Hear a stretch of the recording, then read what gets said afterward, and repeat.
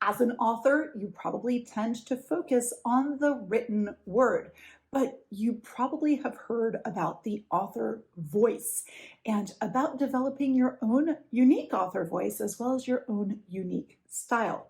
Now, I'm sure that you realize that this is really impactful on the way that your writing is perceived by your ideal reader, or in the way that your success comes about, because it makes you so different that you can cut through the noise and differentiate yourself in a sea of other storytellers. But many of us don't really understand, first of all, how to develop that author voice, but also how to take that unique author voice and style and transpose it to building your own unique personal brand as an author, which makes marketing yourself to your ideal reader so much less yucky, and also how else your author voice impacts your author platform and helps you, again, to cut through that noise, to cut through the distractions that you're going to find on social media platforms, and to find that ideal reader and hold their attention. Make them know that you are the right person for them to be reading and following and caring about. So in today's episode of the How to Be an Author podcast, I, your host, Writing Coach Karena Akhavein, am going to be relating to you 3 meetings I had with 3 of my clients, 3 different authors who were having problems with either finding their own specific writing voice and style or applying it to their personal brand or their author platform. These 3 authors had issues that impacted their craft, their mindset, and their business of being an author. So we're going to be talking about these 3 specific authors, and with each 3 sections, I'm going to be talking about some of the concrete advice I gave these clients that helped them to shift the way they were thinking about their author voice and their unique style so that they could find what really resonated with them and hence with their ideal reader. So author number 1 is Corinne. Corinne has been writing for a while, but she really started off in nonfiction. And now that she's writing fiction, she's having a hard time really finding a unique voice because she was in the academic world for so long, and that really tries to train you to write more factually and more clearly. And now that she's writing fiction, she's like, what is my voice? What is my style? I am an academic. How do I differentiate myself? So Corinne and I actually elaborated a few really cool writing exercises to help her start to determine what that was. So you're going to be able to apply those lessons to your own writing. Writer number 2, Pavel, was starting to work on building an author platform, and I mentioned to Pavel that building a personal brand was a great way of feeling a little bit less yucky about doing that. And he initially super resisted. He thought that having a personal brand was something that housewives did, which that's not cool, Pavel. But also he thought that it was really self-promotional and he didn't understand. He's like, personal brand, that sounds like me, me, me. And I was like, no, this is what you do to relate to your ideal reader on a personal level, because after all, you're the best at being you, and somebody who resonates with that version of you is going to want to find you and hopefully read what you are writing.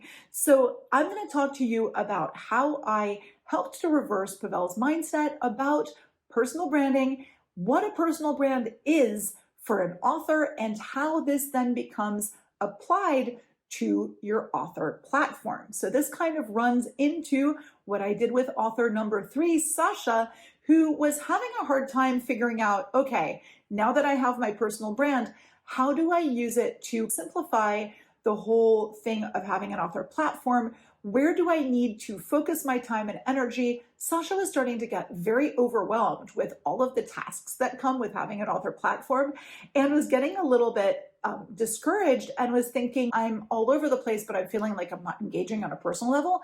And I was like, aha, that's where your personal brand kind of comes in and helps with the communication. So we're going to be talking about things that I worked with Sasha to build that author platform that takes into account your own personal voice and brand and lets it be heard in the most effective way possible. Let's dig right in. I am super excited to be here with you on this really important episode of the How to Be an Author podcast. If you're a writer dreaming of becoming a successful author, join me, writing coach Karena Akhavein, on the How to Be an Author podcast, your weekly source for writing information, inspiration, and motivation. Welcome, welcome. Let's start talking about my client number one, Corinne, an academic, started off in nonfiction, then skewed to memoir, and now is firmly hoping to build a career as a fiction author. And she's having a really hard time identifying, finding, and settling on an actual authentic voice that she can use to differentiate herself and best communicate to her ideal reader. And also, she's been worried about, once I find this voice, how do I really communicate it and stick to it? Is this something that can really set me apart? And the answer to that is yes. So how do you start to determine your ideal voice? With Corinne, I was like, listen, you've changed genres, you've changed what you're writing, so you're going to need to read more widely in the genre that you are planning on writing in. This really helps you to pinpoint the things that you like in good writing, but also not just to look and be like, oh, wow, this author writes so well, I'll never write like that, but rather be like, oh, this is something that I feel that maybe I do a little bit too, and how can I dive deeper into that and really start to invest myself in developing that part of my voice. So let's say that you're really good at dialogue and that you're reading a book where the dialogue really shines. What is that author doing that you can do and really lean into? Finding your voice is about finding your strengths and weaknesses as a writer and developing your strengths and trying to start to compensate for your weaknesses. And reading a lot is not just about finding elements that you want to incorporate, it's also about finding elements that you absolutely want to avoid. So many times when we're writing, I often talk about this, your brain is going to fill in the blanks. Your brain's going to make your stuff sound great. You're going to be like, this is perfect. And then you look at it 6 months later and you're like, this is the most horrific thing ever. That's normal. Don't worry. But we tend to have some kind of blindness when it comes to our work. So looking at what you'd like to avoid in somebody else's writing is a great place to start. Another thing that I had Corinne do is, instead of diving right into writing and being like, oh, the pressure of creating my own voice and my own style, let's start to think about your personality. And this is an exercise that really helps later on when we're building the personal brand as well. But do a worksheet where you start to think about your beliefs, your values, what's important to you, your priorities, the experiences that have molded you, where you live, how old you are, like who are your best friends and why. All of these things kind of enter into what your voice is. Let's say that in your group of friends, you're the problem solver. Well, you know what? There's a chance that your voice might actually reflect that. And that's really, really cool. So if you take my course from idea to published in 6 months, you are going to be getting those worksheets. And also the good news is, if you're on a budget, DIY Writer also has those worksheets for only $47. So you can see all of these different worksheets that are going to help you not only to identify your own voice and style, but also start to build that personal brand. We're going to be talking about how to apply that in just a second. The other thing that I had Corinne do was start to identify her ideal audience. I also have worksheets for that. I have thought of everything for you, but identify your audience. Who's your ideal audience? I was listening to another writing podcast where the guy talks about his ideal reader and he's named him. He calls him Timothy, I think. And I think that's really great. That's really useful. Like, name your ideal reader. What is it that they want? What is it about your voice that's going to resonate with them? What do they care about? How can you best speak to them so that you can reach them and communicate what you want to communicate to them? That's really important. So what's their education level? What's the level of formality? How do they like to consume stories? This is going to impact your voice and your tone. Another thing to do, and this might feel kind of yucky, and with Corinne, this didn't work as well because she didn't have a lot of work to look at. But if you've got existing work in the genre that you're writing in, start to analyze that. Now, don't be mean to yourself and be like, this sucks. But start to look at the things that you like and don't like as much. Start to identify the parts that are like, wow, I can really tell Corinne wrote this, right? This is a very specific voice that is, hers alone. That's a really cool thing to start to figure out. Now, if you don't have a big body of work already, that's fine, because the next exercise that I have for you is write little snippets, experimenting with different voices and different styles. So I'll often give somebody a writing prompt with like the same scene, and I ask them to write it in all these different ways. It's like a total brainstorming exercise, right? For 2 minutes or 5 minutes for each scene, so that you're not wasting too much time, but no time is ever wasted as an author. But this can really help you to start to pinpoint what your writing voice might be and what feels good to write, because it's no use coming up with a writing voice that is death for you to write. If it's super challenging, makes you feel bad, and isn't fun, I'm sorry, if that's your voice, you're going to have to change your voice, because you don't want to be writing something that is a chore. I want this to be fun to you. I know that this is your job, or that you want it to be your job. If you want to be a professional writer, you might as well make that job fun. You are a solopreneur. You're an authorpreneur, and you don't want to start a company that's boring and hard to work at, right? That's not what you went into this for. So think about what actually aligns for you. What's easy for you? I was talking to another one of my clients, not Corinne, but kind of on the same subject. And my client was saying, there's so many ways of writing and so many styles of writing that I poo-pooed at the beginning of my writing career because they were too easy. And she goes, and now I feel like I kind of wasted time, because I could have been writing something fun that I loved this whole time, and I completely rejected it because it came easily to me. If there's something that comes easy to you, guess what? That's not because it's not worthwhile. It's just because that's where your voice comes in. And you can write this easily, somebody else cannot. So definitely consider those things that you might have shot down at first because they were too easy, they weren't real writing, they weren't intellectual enough. That might be your voice, right? Sometimes it helps to create a writing persona.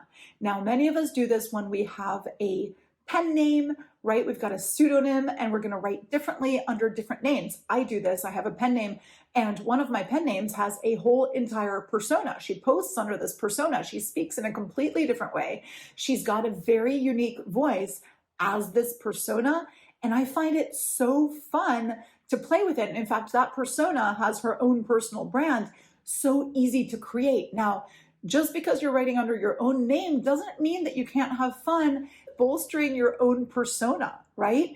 You can be the best, most dramatic, most interesting version of yourself. That's your author persona, and that's the voice that you're expressing, and that becomes part of your personal brand. I love that. I think it's so freeing, and it's such an opportunity that not many people get, but you as an author, you do, and that's too great. The final thing that I did with Corinne to get her to really see what her personal voice, her authentic style should be, is I had her write a letter to her younger self. Remember when you're younger, and some of you are young listening to this, and some of you are young at heart, and some of you are writing the next chapter of your lives, and all of that is totally fine. But think back to a time when you didn't know as much. Think back to a time when you were a dreamer. Think back to a time when you had this fantasy of what it would be like to be a writer and what kind of writer you really wanted to be. That writer you wanted to be before reality, before an agent said something mean about your style, before your writing partner said, I don't really get this. All of those things. Look back to young, naive, optimistic, idealistic you, and write a letter to yourself. And write some compliments. Be like, this is what I loved about you. This is what I thought was really magical about you. And that might be a step that can help you to recapture that authentic inner voice that you know you have. And once you think that you've started to determine what that voice is, then you're going to practice to write in that voice, right? So you're going to write scenes, again, writing prompts or describing a scene, and trying to really hone your voice so that it starts to sound more authentically you. Now, do you use really powerful language? Do you use very descriptive language? Are your sentences short and punchy? Are they long and poetic? All of these things can enter into a voice. And I think that that's a really fun thing to start to hone. And then you're going to ask your beta readers, does this adequately convey my own personal author voice and style? If they say yes, you're there. Keep practicing and stick with it. See how this starts to impact your writing and your writing career. Okay, now that we've discussed about finding your author voice, let's start talking about how to put that into action. We're going to talk about building a personal brand as an author. So let's talk about our author, Pavel, who thought that building a personal brand was completely vapid and useless and kind of egocentric. And I'm like, no, it's not, because building a strong personal brand is really about connecting with people on another level. So many of us writers are in our ivory tower, and we have this distance between us and our reader, our ideal reader, our audience, and we don't really know how to reach them. And the way you reach a reader or an ideal audience is on a personal level. And you do that by being real, by being relatable, by being identifiable, by being consistent. And it's really hard to amplify your message and be heard when you're the same as everybody else and you're not putting in those personal bits that make you vulnerable, that make you interesting, that make you unique, and that make you find a connection with a reader. You don't know what it is about your personal brand. Now, even if you've built your author avatar or your reader avatar, you don't know what it is that might help you to connect with a reader. Invariably, it's going to be a personal quirk, part of your voice, a detail, something that you care about, something you've mentioned in a social media video, for example. That is going to be that one thing that makes all the difference, that makes your ideal reader stand up and take notice. And if your strong personal brand is identifiable and consistent, you're going to keep hitting those marks and you're going to keep engaging that reader. It takes a reader a while to really get to know you and trust you, to want to buy things from you, including your stories. So you can't just pop into somebody's feed one day and be like, that's it, you're going to buy my book. No, this is a dialogue. Even if they're not physically talking to you, actually, that's your goal, is that you want to be personable enough that your ideal reader feels comfortable to send you a message on social media, to email you after you've sent them something on your mailing list. That means that you have managed to touch that reader. And once you do that, you're definitely going to want to answer back with your unique author voice, being yourself. You don't want to have to be Mr. or Mrs. Professional at this point. And that's why I say, when Pavel said, isn't a personal brand something that housewives do?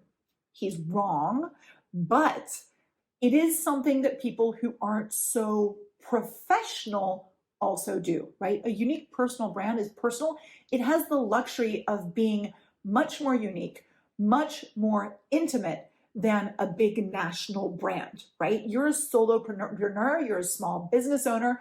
As a writer, you can get more personal, and that is so much more powerful.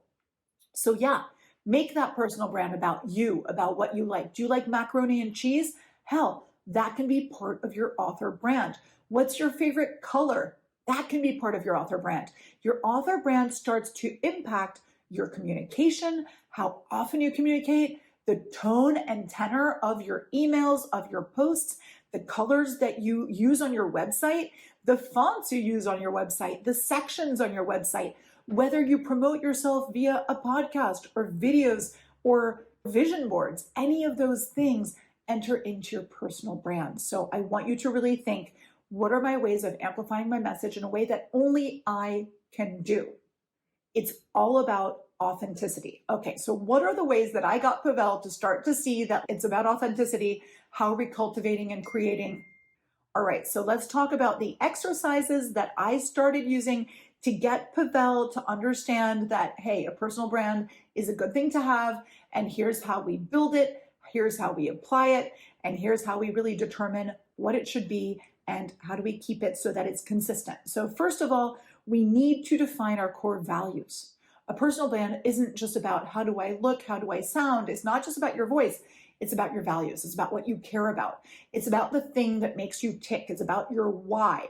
All of those things really enter in strongly to your personal brand. For example, one of my personal brands, as one of my alter egos, she really wants people to have fun, to be navigating in this elegant world, but to not take it so seriously and to have a good time with it. That's one of her core values. And she likes to represent certain lifestyles, but it's going to be done in a fun, quirky, and welcoming way. Those are the core values that that persona has. which causes are important to you. Like for Pavel, he was really into the environment.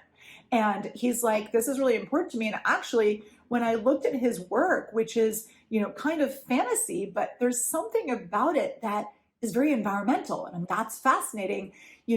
Let's incorporate this idea of green, of the environment, of conservation, because this is very much present in your work. And he agreed with me. That was one of his core values.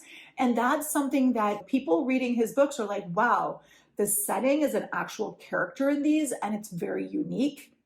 Perfect. Pavel is also an academic at heart. This is my academic week, I guess, between Corinne and Pavel, but Pavel's a biologist.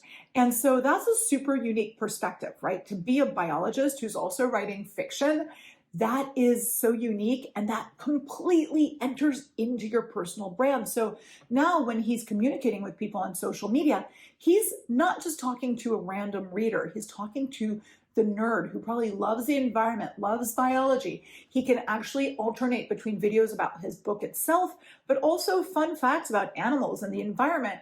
And that really brings in people who'd be interested in his unique voice and style. And I am completely in agreement with him on that one. I think he's absolutely right. When you're looking for your personal brand, this is also where you're still thinking about your audience persona, right? So who are they? What do they care about? And why are they going to be interested in my personal brand? So Pavel's audience persona is somebody who's kind of a nerd, kind of a reader who likes to escape from reality, but probably works in a scientific or tech field. And that makes a lot of sense because that's who he is. And also that's what a lot of his language is about. That's what a lot of his imagery is about. So it all works out perfectly. A great exercise to do is to write a mission statement. So sometimes the mission statement might go above and beyond what your writing's actually doing, but think, what do you ultimately want out of this writing career? What are you about? Ideally, what would you do with your writing? What would your reader feel? And how would you impact the world through your writing? Super, super important. Then start to think about how this translates to the visual identity. I talked about using green with Pavel, using certain fonts.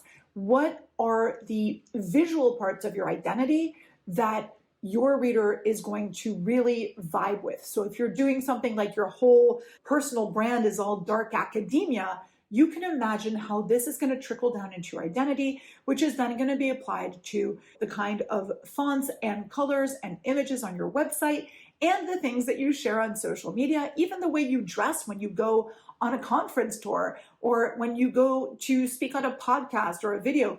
You're going to be exemplifying that whole visual brand identity of yours. It's very, very important and very, very powerful in terms of recognition and cutting through all of that noise, because that's major. We have access to more people than ever, but there's also more distraction than ever. So having a strong identity, super important.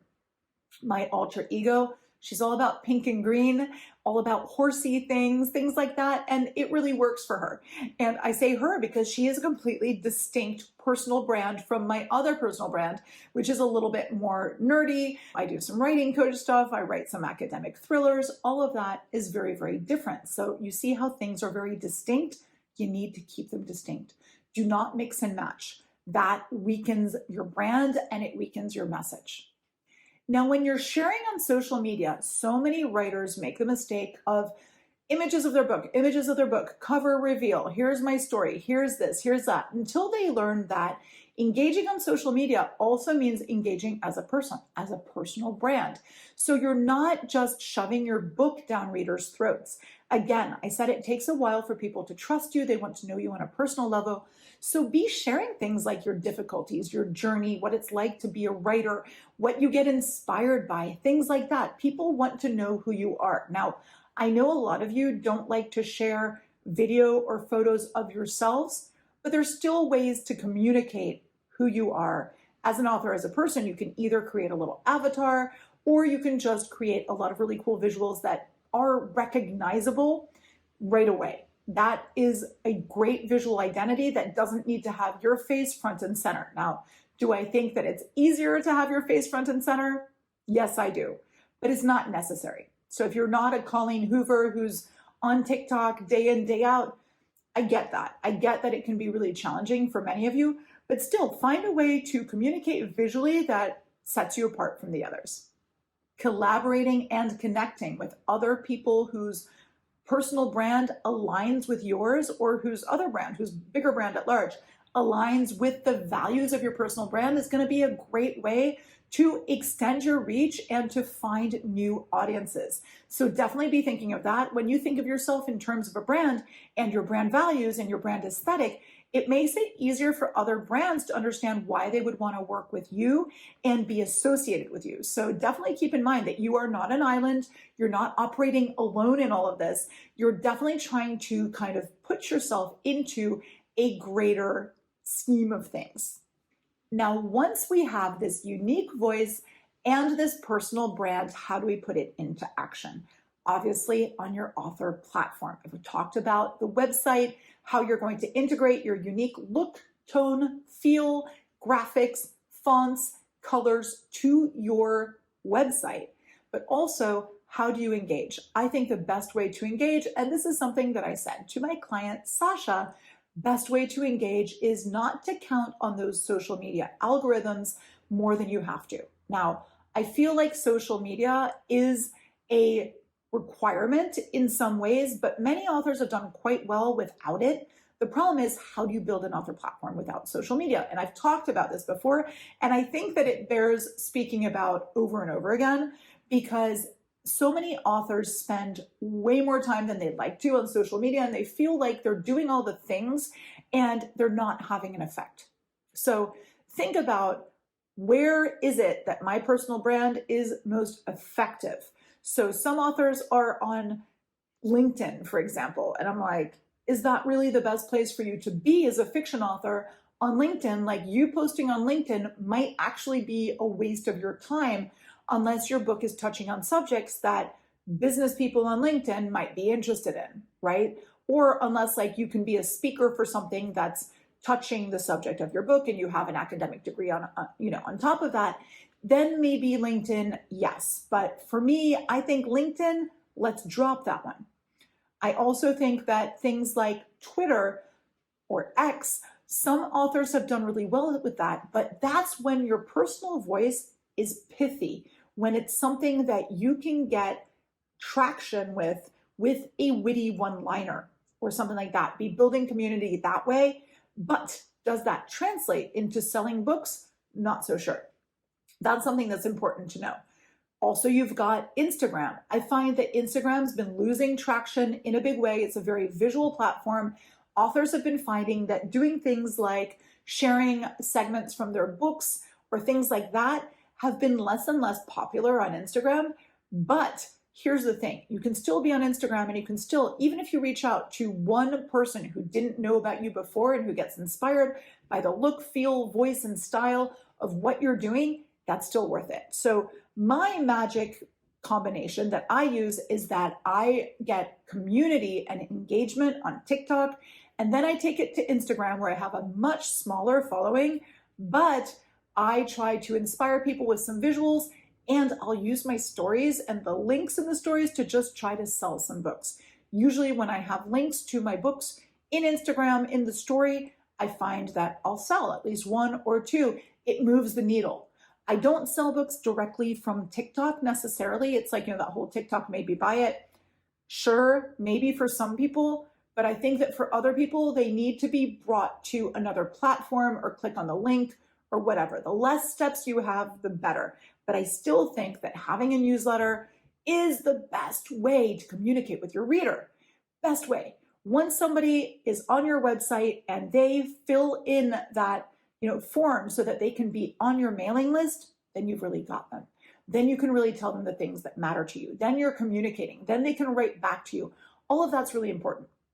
And I've talked about this before. How do you do that? How do you capture emails? I have so many writers who come to me, Sasha included, going, I have 3 people on my mailing list because I have, sign up for more information or sign up for more or join the list. For what? For what? You have to join the list for something that's going to give value to your ideal reader. So for me, I'll do a quiz. Quizzes are great. A checklist. Even an extra scene until your audience is crazy about you and until you're famous. An extra scene, what do they care?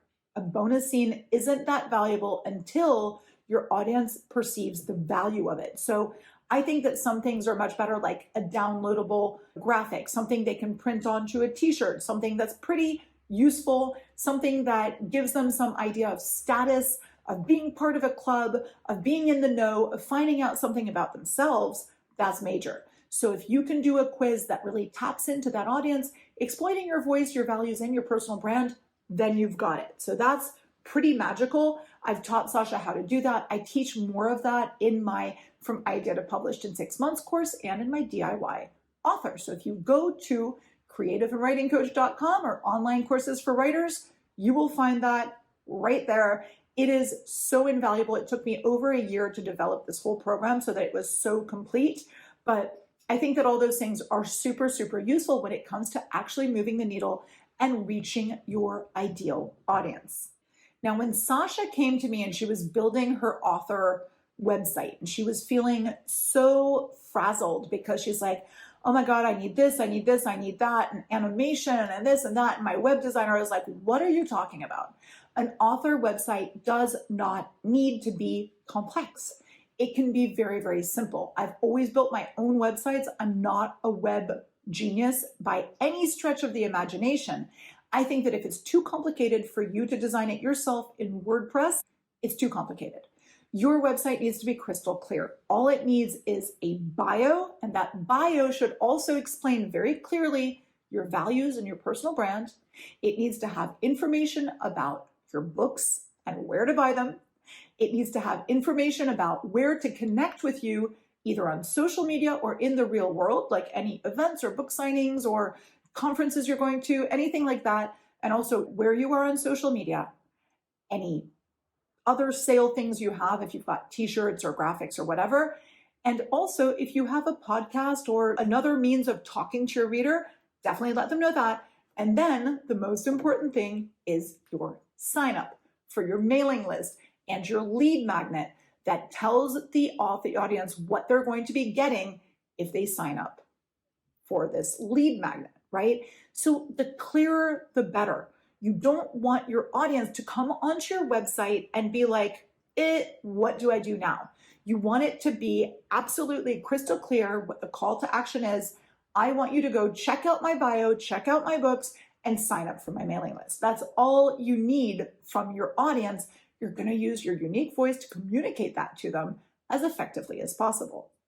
The most important time for promoting your book is definitely when you're doing your book launch and your pre-book launch, all of that good stuff. Like that's the most important promotion. And this is when your voice is going to be so important. This is when the relationship, the personal relationship that you have built with your list, and believe me, when somebody gets emails from you, let's say every week, every 2 weeks, but regularly, they start to feel a bond. They start to feel like they know you. If they see you on social media enough and they follow you and they interact with your videos and you've answered their comments, they get to know you. So this means that once you start to say, my book's coming out, they become part of your pre-launch team. They become one of your advocates. They become somebody more likely to give you a book review. These things are precious. People pay a fortune for book reviews, but it's so much better when it's organic and somebody is doing it because they have decided that your personal brand aligns with who they are as a reader or as a person, that they like your voice, that it resonates with them, it aligns with them. All of that is really crucial, and it's so much stronger than every advertisement on earth and every marketing strategy on earth. It is the most authentic, most direct way of making people actually care. And after all, the more people care, the more people will read your books, and the more you can dive into writing and exploring your voice and how to find more readers. All of that is part of that magical equation of being an author. It's such a gift. And if you don't do these things, you miss out on half of the experience of finding these readers and of communicating with them and of being yourself and of being this whole new persona that you've always dreamed you could be. Admit it. Okay, I hope this really helped. I love being here and lecturing at you as your writing coach on this podcast. And I really would love for you to suggest some subjects for any upcoming episodes. And otherwise, you can always drop me a line. Just go to creativeandwritingcoach.com and click on that email me button and you can drop me a line, see what I'm up to, ask me questions, and also you can always sign up to chit chat with me and see what writing coaching can do for you, see which of my courses I think would be best for you. If you're a cheap ass gopher DIY writer, I can't believe I priced it so low. It is such a great deal, but there are all kinds of options for you. I think that each person is unique and each person has the option for them. And I look forward to walking you through them. You'll find out a lot more information on the website as well. Thank you so much. I look forward to being with you next time on the How to Be an Author podcast. If you have any pressing writing related questions or would like to be featured on the How to Be an Author podcast, please feel free to reach out on my website, creativeandwrite.com.